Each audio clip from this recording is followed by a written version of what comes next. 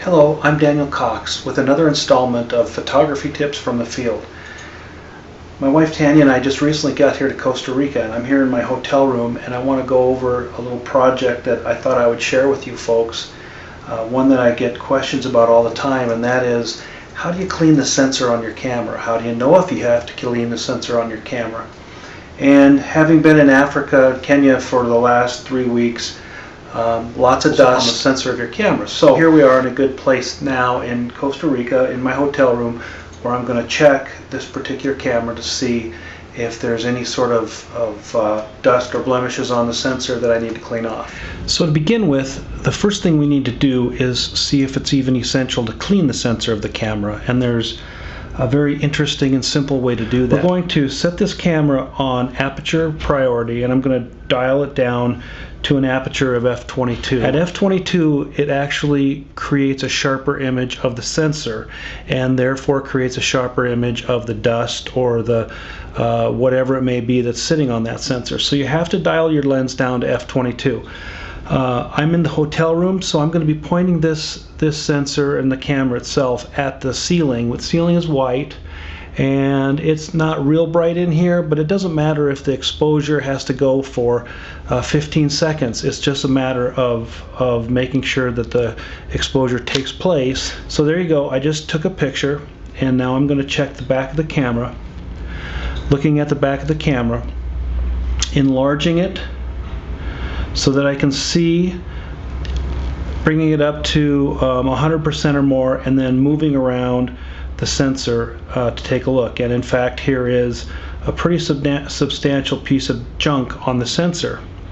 So the next step is we're going to have to clean this off. So to get the dust off this sensor, we have to have a couple of things that are necessary to work with this, and I have some other tools here. I have actually a sensor cleaning brush that I keep in a plastic bag to help keep it as clean as possible.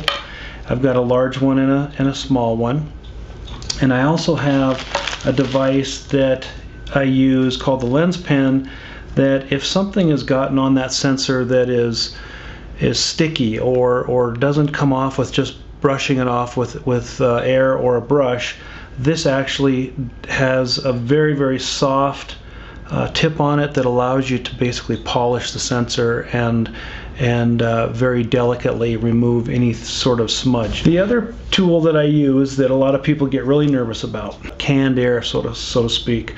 You can get this in any office supply store. This is something that I use to actually blast dust out of off the sensor when I first open the camera and start working on it. This is my first line of defense. I use this before I start using the brushes. Now, the most important thing, and the reason a lot of people get nervous about this, is in the instruction manuals of your cameras, it says do not use canned air on your sensor. And frankly, I think my understanding of why they don't want you to use canned air is because this stuff can be a real problem if the can has been tipped over or it's been traveling in luggage, which this does. This travels in my luggage, and there can be problems if you don't hold it upright. And make sure that before you actually blow this onto the sensor of your camera, if it's been traveling or if it's not been sitting upright for an extended period of time or has not been blasted since it was moved, you want to always blast it. Now watch, you're going to probably see something come out of here, and this is what they warn you about.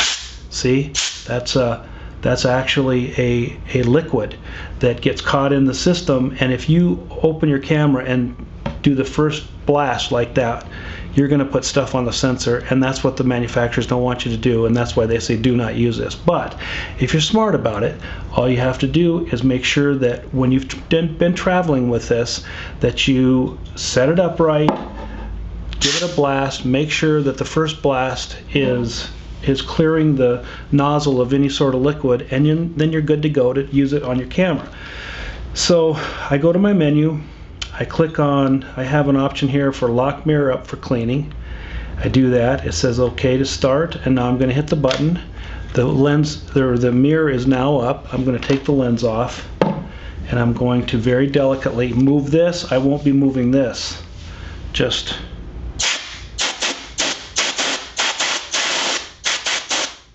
And as I said, that's my first line of defense for cleaning that sensor. Then I put the lens back on, and I'm always hopeful, and probably 90% of the time, that procedure that I just showed you is enough to take the dirt off the sensor. So now that I've done that, I'm going to go back and turn my camera back on. It's still set at f/22 on aperture priority, point it at the ceiling. We'll do the exposure again, take a look at it, and no, I did not get it. I'm going to try it one more time. Let's hit lock mirror up, start. Again, this is not tipped or gone anywhere. I only move this.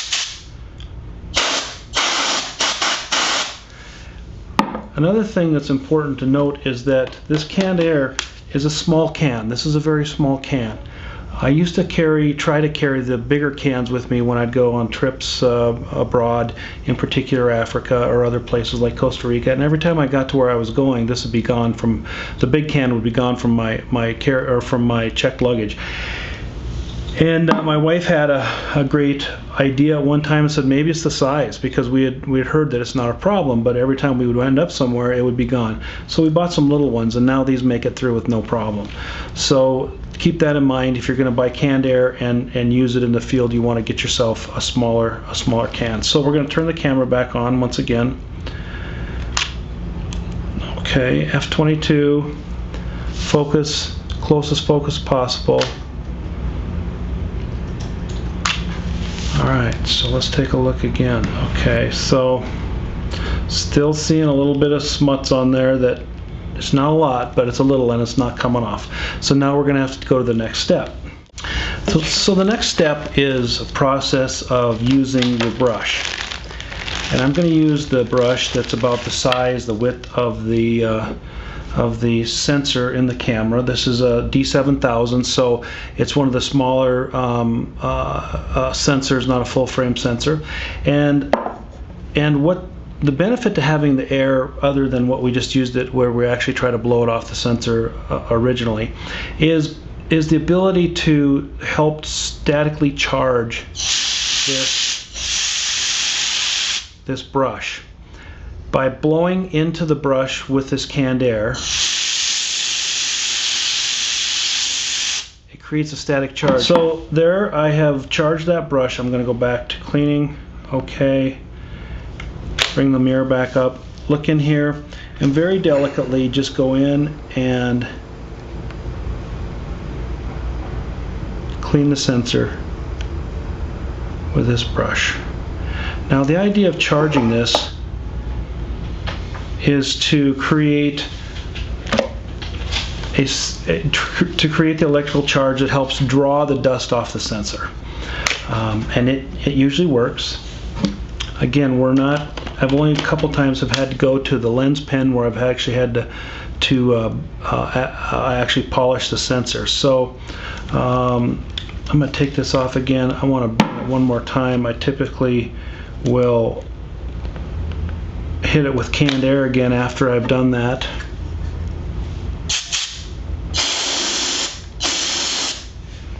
Okay. So now let's see if that takes care of it. Go back to f/22.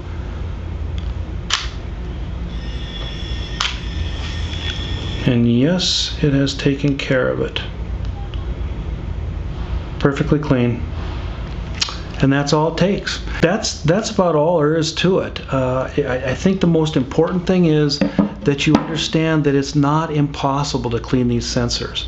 And in fact, when I first started digital photography, shooting digital cameras back in 2003, and I remember reading in the back of my manual, do not clean these sensors, do not touch these sensors, etc. And I remember thinking to myself, my goodness, if I can't clean this thing, I'm going back to shooting film. And I'm certainly glad I didn't have to do that. So I just looked into the number of different ways of cleaning a sensor at that time, and went forward and did it, because I just could not accept the fact at the time it was so easy to get these things dirty that there was just no way you could justify sending your camera in every 2 weeks.